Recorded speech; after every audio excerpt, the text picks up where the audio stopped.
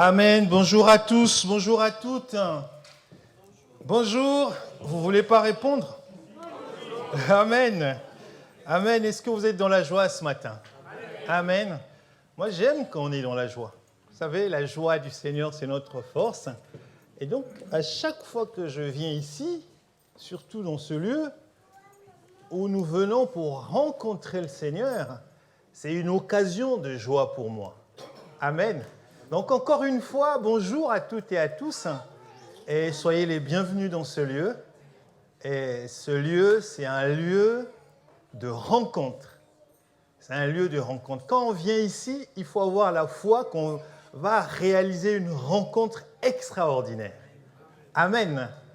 Voilà, donc on est content, heureux de nous retrouver ici. Si vous venez pour la première fois, soyez les bienvenus et n'oubliez pas, à la fin de notre rassemblement, il y a un espace dans le fond, l'espace accueil, où vous pouvez aller rencontrer des frères et des sœurs. Si vous avez besoin de prier, ils seront là, ils vont vous accueillir avec joie. Ils vont prier avec vous, ils vont vous soutenir. Si vous voulez parler, vous exprimer, n'hésitez pas. Ils vont vous écouter, ils vont partager. S'il y a un fardeau, vous allez le partager ensemble. Amen. Voilà. Et toi, mon frère, ma sœur qui regarde la vidéo, quand elle sera prête, je te dis bonjour et bon visionnage. Amen. On va prier pour recommander ce moment entre les mains du Seigneur. Seigneur, je bénis ton nom, je te rends grâce parce que tu es un Dieu fidèle. Et merci pour ton amour, merci pour ta bonté, merci pour ta miséricorde. Seigneur, tu nous as rassemblés ici par ta grâce. Nous voulons maintenant, Seigneur, recevoir ta parole. Dispose nos cœurs et que le Saint-Esprit nous aide à recevoir ce que tu as prévu pour chacun de nous. Que cette parole vienne nous transformer, que cette parole vienne nous changer, qu'elle nous aide, Seigneur, à cheminer tous les jours avec toi. Que le Saint-Esprit nous remplisse encore ce matin. Au nom de Jésus, j'ai prié. Amen. Amen. Alors ce matin, oui, cher Mathieu, très bientôt au moins tu amènes l'animation, tu amènes la joie. Donc ce matin, on va encore parler de notre thème du bimestriel. Alors j'aime bien lire pour être sur un Dieu fort, une église forte. Amen. Un Dieu fort, une église forte. Pourquoi? Parce que Dieu veut que nous soyons forts. Et comme notre Dieu est fort, et comme nous faisons partie, l'église c'est nous, l'église c'est toi, l'église c'est moi. L'église c'est des âmes vivantes, des pierres vivantes comme dit la parole de Dieu. L'église ce n'est pas un bâtiment. Je vais peut-être vous décevoir ce matin. L'église ce n'est pas la cathédrale de Rouen. L'église c'est toi mon frère, l'église c'est moi, l'église c'est nous. Et dernièrement je vous ai parlé des armes de Dieu et le Seigneur m'a conduit à regarder un petit peu dans le détail ce que veut dire chaque arme. Et aujourd'hui, je vais vous parler de la vérité comme arme spirituelle. Amen. Dans l'uniforme du soldat romain, dont l'apôtre Paul s'inspire pour nous parler des armes de Dieu, il est parlé de ceindre la ceinture de vérité. Et la ceinture, elle est portée pour tenir la tunique, parce que le soldat doit être habillé. Il doit avoir une tunique. Et donc, pour tenir cet habit, cette tunique, il y a la ceinture qui est ici la vérité. Et donc, on va voir ce que c'est que la vérité. Qu'est-ce que la vérité? Donc, la tunique, c'est un habit. Et cet habit est tenu par la ceinture. Lorsqu'on va au combat, il faut être habillé, parce que si on n'est pas habillé, vous imaginez ce que ça fait. On peut avoir le bouclier de la foi, mais bon, quand même, il faut être habillé. Et donc tout ça, il faut le regarder, il faut le voir spirituellement. Qu'est-ce que ça veut dire d'avoir une tunique, d'être habillé? Ce n'est pas le but du message, mais il faut avoir cela à l'esprit. Et donc on a une ceinture, on doit porter la ceinture, et cette ceinture, c'est la vérité. Donc on va lire Éphésiens chapitre 6, verset 14. On l'avait déjà lu la dernière fois que j'étais là, il y a 3 semaines, je crois. Et Éphésiens chapitre 6, verset 14 nous dit ce qui suit.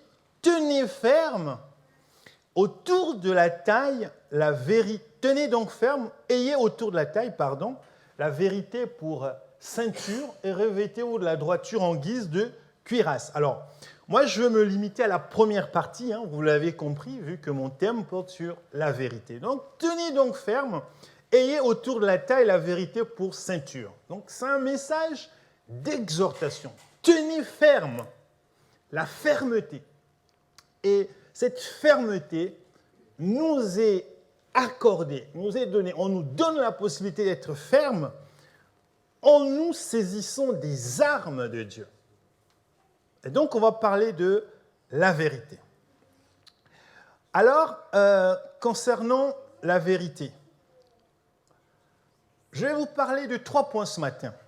Premièrement, on va essayer de regarder ce que ça veut dire la vérité. Qu'est-ce que la vérité?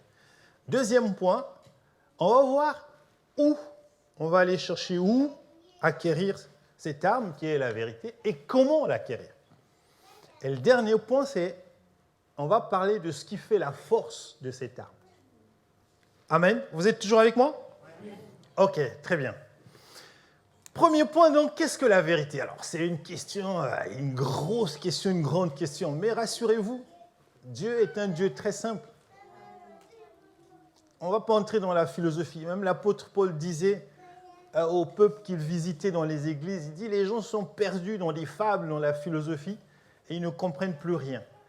Alors que Dieu est très simple, la révélation est très simple. Et donc, pour commencer, tout simplement, la vérité, c'est le caractère de ce qui est vrai. Voilà. Et donc, lorsqu'on parle de vérité, il y a en général, l'idée qui est renvoyée, c'est l'adéquation. C'est ce qui est conforme, ce qui correspond à la réalité. Et au-delà, on peut parler aussi de sincérité, on peut parler de confiance. On en est un peu plus loin, on peut dire que la vérité, c'est le caractère de ce qui existe réellement et est bien tel qu'il apparaît. Exemple, on ne saurait douter de la vérité des sentiments de quelqu'un envers quelqu'un d'autre. Lorsqu'on dit « est-ce que tu es sincère dans tes sentiments ?» On dit « oui, je suis sincère ». C'est la vérité. La vérité, donc les vrais sentiments. C'est la sincérité. La vérité, ça peut être l'expression, une attitude sincère de celui qui dit ce qu'il sait, qui parle avec conviction. Vous voyez, c'est vrai que des fois, quand on est sûr de ce qu'on dit, on va l'exprimer. On connaît ce qu'on dit, on comprend ce qu'on dit, on va l'exprimer facilement. On est à l'aise. Et la vérité, c'est cela aussi. Alors, là, vous avez bien compris que c'est d'une manière générale, si on peut parler de vérité. C'est ce qui est relatif à ce qui est vrai, la vérité. D'accord? C'est le caractère de ce qui est vrai. Alors, au niveau de la Bible, notamment dans le passage que nous venons de lire de Éphésiens chapitre 6, verset 14, vous savez, la vérité, c'est ce qui s'impose à nous. En tant qu'enfant de Dieu, on ne doit pas avoir sa vérité. La vérité, c'est ce qui est dit dans la parole de Dieu. C'est ce qui est vrai et cela s'impose à nous. Ce qui appartient à Dieu. Et donc, comme cela appartient à Dieu, cela relève aussi des devoirs de l'humain, du chrétien, de la chrétienne, de l'homme et de la femme. Et la vérité, ce sont les enseignements chrétiens selon lesquels les desseins de Dieu se réalisent au travers de Christ et ces enseignements vont définir le cadre dans lequel le chrétien agit. Les desseins, c'est le plan de Dieu. Donc, il faut que nous puissions réaliser cela. On ne cherche pas sa vérité lorsqu'on est enfant de Dieu. La vérité, c'est Dieu. La vérité, ce sont les enseignements que Dieu nous donne. Ça, si vous cherchez, je ne sais pas quoi d'autre à part cela, vous pouvez être sûr que vous n'avancerez pas. Il faut commencer déjà par admettre cela. Alors, ça, c'est la vérité qui s'impose à nous. Après, de façon opérationnelle, je dirais de façon pratique, dans notre vie de tous les jours, il faut que nous puissions nous approprier cette vérité-là. Il faut que nous puissions la faire nôtre, mettre la vérité dans sa vie au quotidien. Et dans l'armure du chrétien, la vérité est une arme, comme les autres armes, bien sûr, qui concourent à la victoire. Si vous marchez, si vous acceptez la vérité, vous allez être victorieux dans votre vie. L'ennemi ne pourra pas vous mentir. L'ennemi ne pourra pas vous tromper. Vous allez marcher dans la victoire. Alors, où acquérir cette arme qui est la vérité? Comment l'acquérir, la vérité? Donc, deuxième point. On va lire un passage, Jean chapitre 8, verset 32, il est écrit « Vous connaîtrez la vérité et la vérité vous rendra libre ». C'est Jean qui parle, c'est donc l'apôtre Jean. Il parle de la vérité. En fait, la vérité ici, c'est une personne. Et cette vérité, c'est qui la personne? C'est Jésus-Christ. Il dit, vous connaîtrez la vérité et la vérité vous rendra libre. Donc, il ne s'agit pas de connaître Jésus-Christ de nom simplement, mais d'aller au-delà du nom. Jésus-Christ, c'est le Verbe incarné. Ça veut dire quoi? C'est la parole qui s'est faite chair. Ou encore la parole qui a pris une forme humaine. Vous savez, quand on dit à un enfant, « Ah, moi je suis gentil », c'est beau, l'enfant va entendre ça. Mais si derrière vous ajoutez le bonbon, là l'enfant va faire un lien entre « je suis gentil » et le bonbon. Là, il comprendra mieux pourquoi vous dites « je suis gentil ». Donc nous aussi, la parole c'est bien. Tu vas, tu ouvres le livre, tu lis la parole. Mais ce qu'il faut comprendre, ce que nous devons comprendre, c'est que Jésus-Christ, c'est cette parole qui a pris la forme humaine. Donc il y a du concret, il y a de la matérialité. Dieu a envoyé Jésus-Christ sur terre pour donner vie à sa parole. Donc, quand nous venons ici, quand nous écoutons la parole de Dieu, quand nous sommes chez nous, nous lisons la parole de Dieu, la parole doit nous donner la vie. Là où il y avait la mort, la parole donne la vie. Là où il y avait le désespoir, la parole vient restaurer l'espoir. Là où il y avait la colère, la parole vient adoucir le cœur. Il faut donc accepter Jésus-Christ, le suivre, connaître ses enseignements et les mettre en pratique. Amen. On accède à la vérité par obéissance, par conviction, avec persévérance. Et surtout, nous devons nous l'approprier. Tant que nous ne nous sommes pas appropriés de la vérité, il y aura un décalage entre notre discours et notre pratique. Il y a beaucoup, et peut-être que je suis de ceux-là dans le milieu chrétien, c'est effarant de voir comment les gens parlent beaucoup. Mais dans les faits, il y a un gros décalage. Il y a un gros décalage. Heureusement que nous nous attachons à Dieu. Ne nous attachons pas aux hommes. Vous ne vous attachez pas au pasteur, c'est une personne comme vous. Et donc, il a tous les défauts. Nous devons nous attacher à Jésus-Christ. Et c'est Jésus qui nous transforme.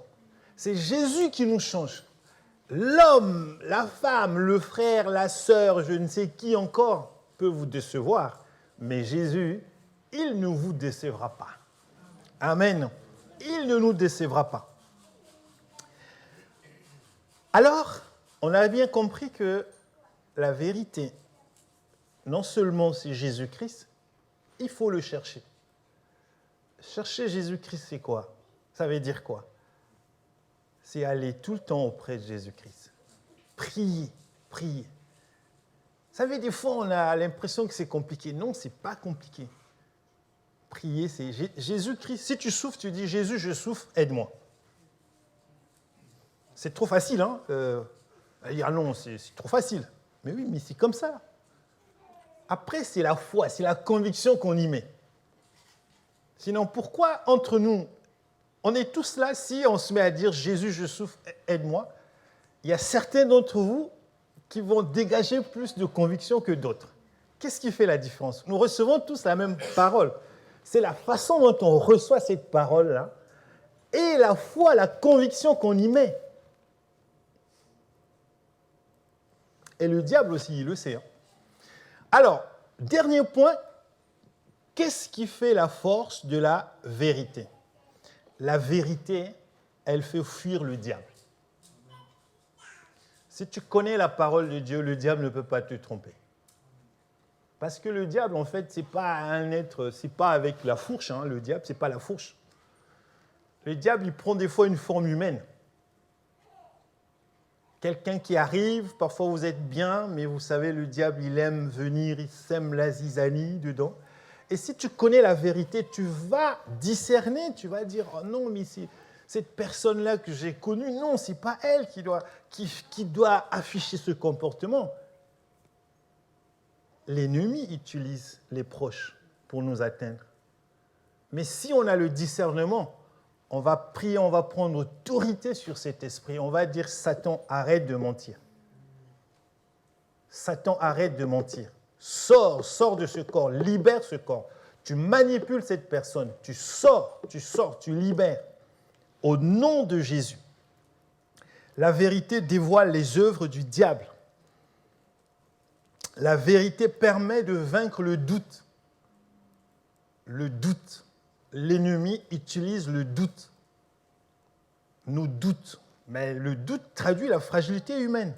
Et ça, c'est normal, on est humain. Il y a une fragilité au-dedans de nous. Et le diable exploite cela. Et Jésus-Christ est venu justement pour nous dire que même si humainement on est faible, on va trouver la force en Jésus-Christ.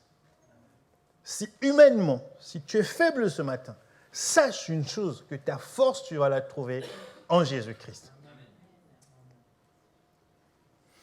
Alors, la vérité va dévoiler les œuvres du diable. Vous savez, souvent quand vous lisez la Bible, il arrive que Jésus, avant de parler, il disait « En vérité, je vous le dis ».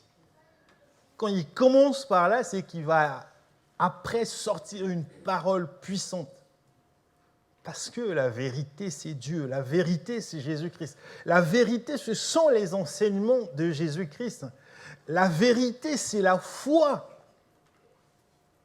La vérité, c'est tous les encouragements que nous trouvons dans la parole de Dieu. C'est ça la vérité. N'allez pas chercher la vérité ailleurs. Même lorsqu'un homme de Dieu, lorsqu'il commence à parler plus par le jeu, il faut commencer à se poser des questions.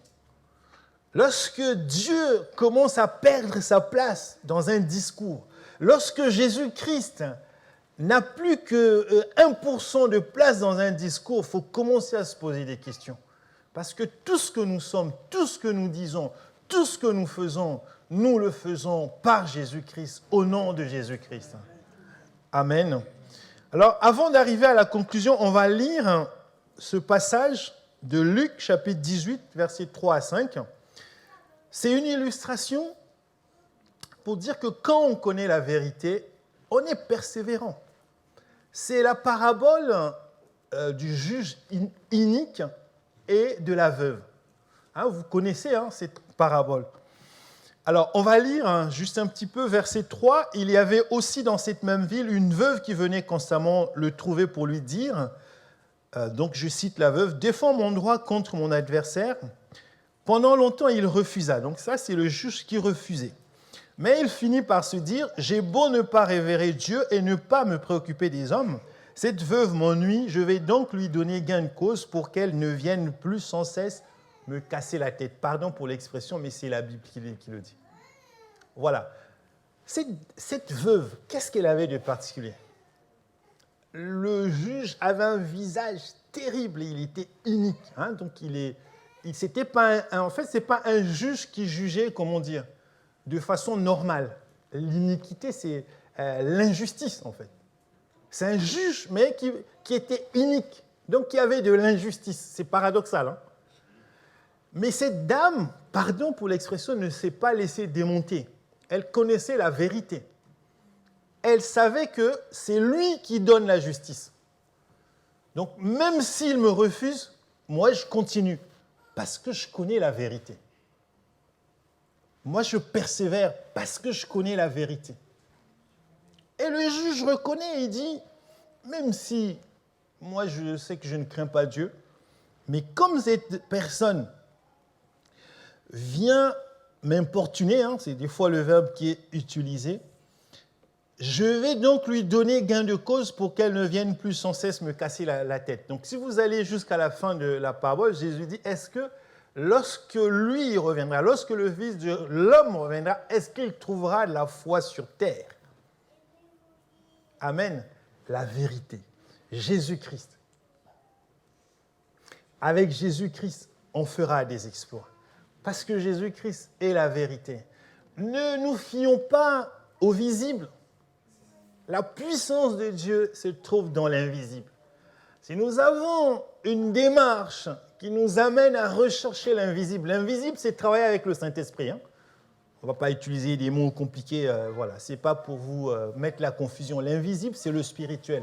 Mais le spirituel du côté de Dieu, parce qu'il y a aussi le spirituel du côté du diable. Le diable aussi est dans l'invisible. Mais nous, notre invisible, le spirituel dans lequel nous évoluons, c'est le spirituel de Dieu. C'est le spirituel de Jésus-Christ. Et lorsqu'on est dans le spirituel, vous allez faire des exploits. Vous allez déplacer les montagnes. Alors, en conclusion, il est des armes dont on ne soupçonne pas la force et la puissance. La vérité en est une, car la vérité, c'est lui-même Dieu, c'est lui-même Jésus-Christ. Si tu as des problèmes avec la vérité, va auprès de Jésus-Christ. Tu auras un discours de vérité. La vérité dans le plan de Dieu, la vérité concernant le plan de Dieu, la vérité concernant le salut, la vérité concernant beaucoup de questions que tu te poses, des questions existentielles. Donc, ce matin, le Seigneur veut que nous puissions nous ceindre de cette ceinture qui est la vérité pour que notre tunique tienne. La tunique, donc le vêtement, c'est aussi l'image de la sanctification. Nous devons porter un vêtement et ce vêtement, c'est des images en fait. C'est la sanctification. La sanctification, c'est quoi? Ce n'est pas vivre saint, être saint, c'est-à-dire en guillemets sans péché. C'est pas ça. La sanctification, c'est avoir foi en le sacrifice de Jésus-Christ à la croix de Golgotha. Croire que Jésus-Christ m'a lavé de mes péchés. Et à cause de ce sacrifice, je peux marcher la tête haute. Le diable ne va plus m'accuser. Le diable ne m'atteindra pas parce que j'ai fait des choses, entre guillemets, mauvaises, pas entre guillemets, des choses mauvaises, par le passé. Une fois qu'on a compris cela, on va marcher en nouveauté de vie. Et marcher en nouveauté de vie, c'est la sanctification. Ça ne veut pas dire qu'on ne péchera plus, mais ça veut dire que le diable ne viendra pas nous accuser tous les jours. Ça veut dire que si on marche dans la sanctification, quand on commet un péché, on vient devant la face du Seigneur. On demande pardon sincèrement. Et on demande la force du Saint-Esprit pour marcher justement dans la crainte, la crainte du nom de Dieu. Moi, quand je prie, je demande au Saint-Esprit de me donner la haine du péché. Il faut prier pour avoir la haine du péché. C'est spirituel. Et c'est ça la sanctification. Marcher chaque jour tête haute, en se disant que le Seigneur est avec nous. La sanctification, ce n'est pas ne plus pécher, parce que c'est au-delà de nos forces. Mais la force, on la demande à Jésus-Christ. Dernier passage, Apocalypse chapitre 3, versets 4 à 5.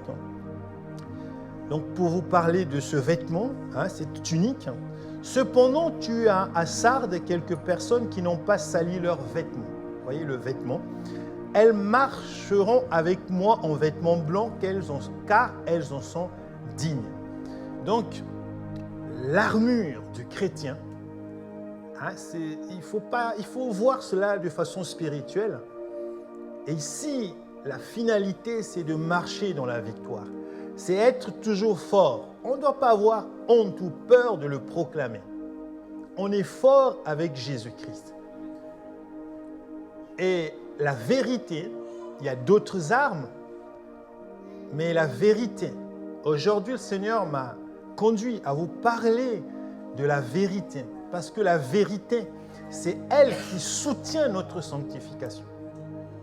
Si on marche dans la sanctification, dans la crainte de Dieu, la vérité, Jésus-Christ, ses enseignements, ses exhortations, lorsqu'il était sur terre, il faisait du bien, il guérissait les malades, il délivrait les personnes qui étaient possédées. Et c'est ça la vérité. Si on est en Jésus-Christ, on va vivre ces choses. Si on est en Jésus-Christ, on va vivre ces choses. C'est cela la vérité. Et donc ce matin, mon frère, ma sœur, si tu es là ce matin, est-ce que ce matin, tu es encore sujet des angoisses? Ce matin, qu'est-ce qu'il y a? Est-ce que tu peux saisir la vérité qui est Jésus-Christ